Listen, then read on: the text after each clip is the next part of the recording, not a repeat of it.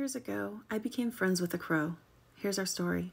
In August 2017, the week we were packing to move, our beloved dog of 9 years unexpectedly passed away. It was heartbreaking. We moved to our new town, settled into our home. I even found a job I enjoyed. That November, I suffered an injury that caused damage to the nerves in my face, causing trigeminal neuralgia. I had to quit my job not long after and found myself at home, struggling with loneliness.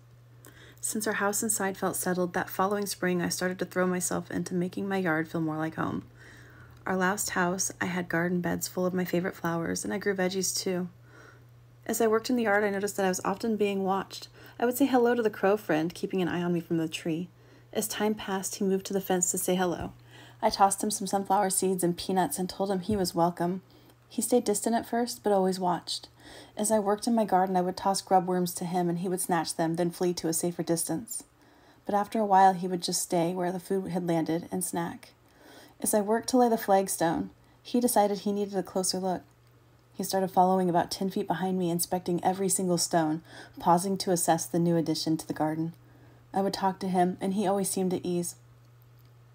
His presence was a source of joy to my weary soul. As he would wander in the garden around me, though no one else was around, I never felt alone. Over the past 3 years, he has always seemed to arrive when I'm at my lowest, days when I hurt, when I'm lonely. Some days he is obnoxious and needs attention, yes.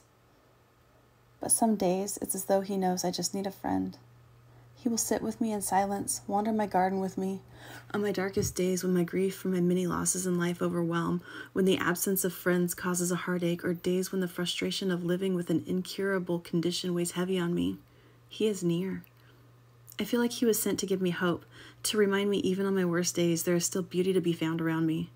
Did I choose him? He chose me, and I am forever grateful.